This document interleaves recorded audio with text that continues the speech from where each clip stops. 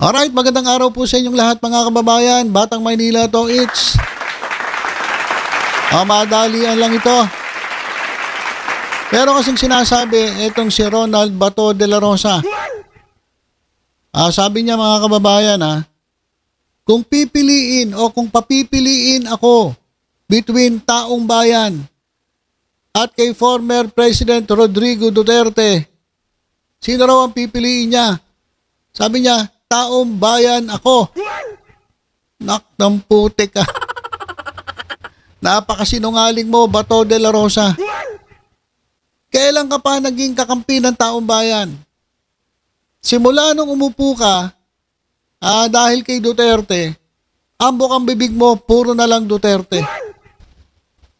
At huwag mong sasabihin na ikaw ay kakampi ng taong bayan dahil never naming naramdaman na ikaw ay kumampi sa taong bayan. Pasensya na, Bato de la Rosa. Yung sinasabi mo na yan, ikwento mo na lang sa lolo mong kalbo. Ikwento mo na lang yan sa lolo mong kalbo.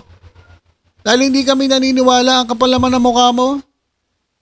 Kailan ka pa naging kakampi ng taong bayan? Every time na nagsasalita ka, ang pinagtatanggol mo, Duterte. Every time na nagsasalita ka, ang pinagtatanggol mo, yung iyong mga kaalyado. Every time na nagsasalita ka, ang pinagtatanggol mo, yung iyong partido. Diba sabi mo pa nga, kayo ay tatakbong sa Senado dahil gusto nyong manatili yung intact, yung inyong grupo. Dahil ang sasabihin ng isa ay ayun ang boses ng isa ay boses ng lahat ng inyong partido. Hindi mo iniintindi ang sinisigaw ng taong bayan, Bato de la Rosa. Napakasinungaling mo, sa totoo lang. Pasensya ka na pero yun ang basa ko sa'yo. Hindi ko naramdaman. Alam ko marami din sa ating mga kababayan ay hindi naramdaman na ikaw ay kumampeni minsan sa taong bayan. Kaya ang kapal naman ng mukha mo. Ano to? Niloloko mo ba sarili mo? Ano ba? Guided ka ba ng Holy Spirit habang sinasabi mo yung sinasabi mo? Na kung ikaw ay papipiliin between taong bayan and Duterte, pipiliin mo taong bayan? Nako, Bato de la Rosa. Baka kahit sarili mo, batukan ka. Dahil niloloko mo sarili mo. Buti pa, alam mo mga kababayan, buti pa si Robin Padilla Real talk Buti pa si Robin Padilla kahit alam naman natin na medyo ob-ob.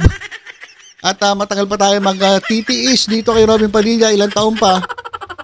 At least totoo siya sa mga sinasabi niya.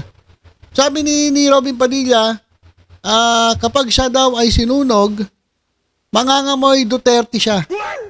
Dahil noon pa man talagang puro Duterte siya. Nasira na nga ang ulo ni Robin Padilla kaka-Duterte. Paano ko nasabi nasira ang ulo? Paano nagkaroon ng saltik? Pero ay mo nakipag-meeting kay Rodrigo Duterte sa Dahig. O sino naka-meeting niya? Yung karton. Yung standee. Yung itinatayo nila at sumisigaw sila ng Duterte. Duterte. Itinatayo nila sa yung standee. Pero si Robin Padilla nakipag-meeting, nakipagkape pa sa former president. Tapos katabi niya yung karton na study ni Duterte. Pagkatapos nun, ang ginawa niya, binitbit niya mga kababayan. Binitbit niya. Kung saan siya magpunta, bit niya. Kahit mukhang tanga na, itong si Robin Padilla, mas bilib ako sa kanya kasi, totoo siya. Yung sinasabi niya, talaga baka Duterte siya. Hindi niya pipiliin ng taong bayan. Mas mahal niya si Duterte kaysa sa taong bayan. Mas mahal niya ang mga Duterte, ang kanyang mga kalyado kaysa sa taong bayan. Diba? Hayaan ang sinasabi ni Robin Padilla yun. Pero ito si Bato de la Rosa, sir. Ang kapal naman ng mukha mo. Magpakatotoo ka naman sa sinasabi mo. Kung papipiliin daw siya between taong bayan at kay President Rodrigo Duterte, taong bayan daw siya. Wow, putik. Ang sarap mong murahin, sa totoo lang. Napaka-plastic mo. Matindi ka pa sa Orocan. Sa taong bayan ka? Ang dami mo ng hearing na nangyari dyan sa Senado. Yung mga taong bayan, galit na galit doon sa pinaggagawa mo. Doon sa mga kinakampihan mo. Unang-una, kinampihan mo kay OJC, kinampihan mo si Morales, kung sino-sino pa mga hearing na ginawa mo dyan, kumampi ka doon sa sumisira sa gobyerno. Galit na galit ang taong bayan sa pinaggagawa mo dahil kitang-kita nila na ikaw ay hindi para sa kanila. Na ikaw, ang ginagawa mo, ginagamit mo ang iyong posisyon sa Senado para sa pansarili mong kapakanan. Tapos ngayon, sasabihin mo, kung papipiliin ka, between taong bayan and Rodrigo Duterte, pipiliin mo taong bayan?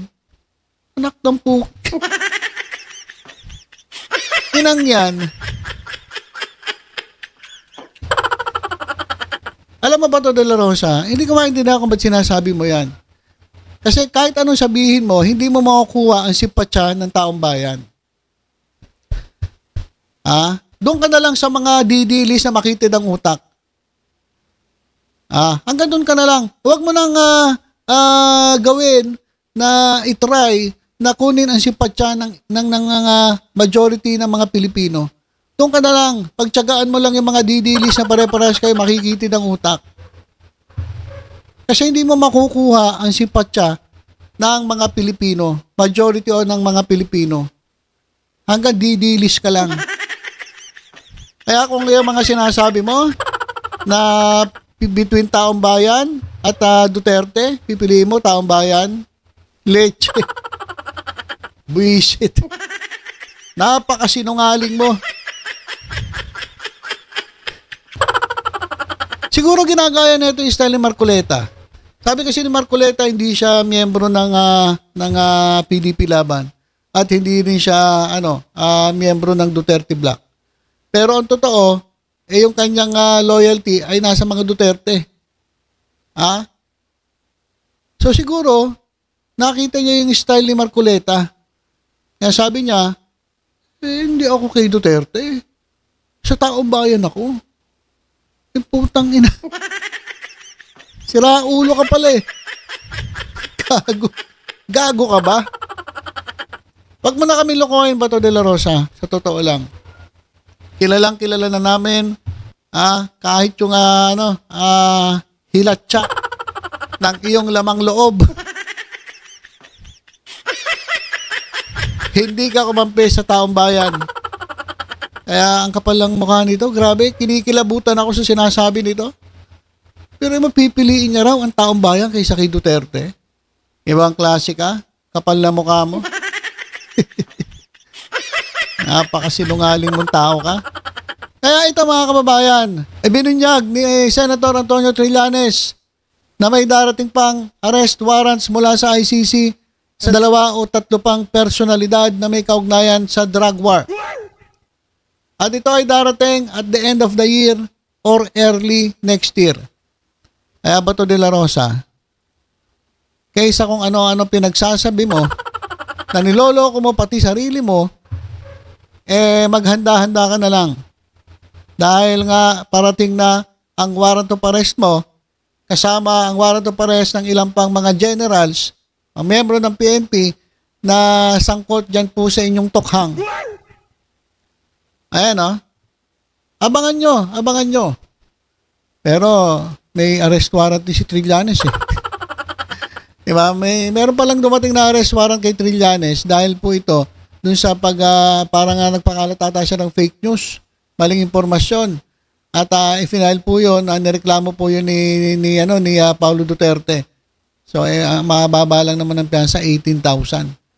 So yakang-yakan ni Trillanes, so nagpiyansa siya.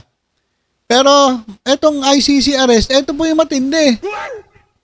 Dahil ito po ay walang piyansa. Walang bail. Sabihin ng iba, si Trillanes nga may kaso may arrest warrant. Arrest warrant naman niya, parang ano lang. Pero mo yung piyansa, 18,000.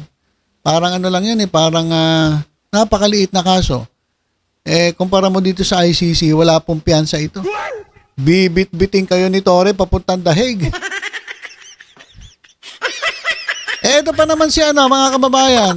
Si Bato de la Rosa, ang sabi niya, hindi siya magpapahuli. Magtatago ito sa bundok. Siguro sasamahan niya si Bantag dun sa bundok. At magsasama sila. Hindi siya magpapahuli.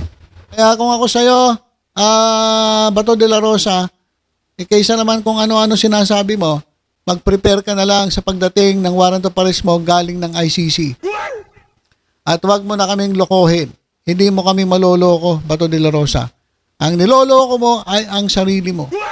Dahil kahit kailan, hindi namin naramdaman ay kay kumampi sa taong bayan. Mukha mo pa lang eh. Yan, kamukha mo na si Duterte. Oh. Kaya please naman, huwag mo lolokohin ng taong bayan, Bato de la Rosa. Pati ba naman yung mga taong bayan na kilalang kilala ka na dadagitin dagitin mo pa, lolokohin mo pa dyan sa iyong mga pananalita na alam naman ng mga Pilipino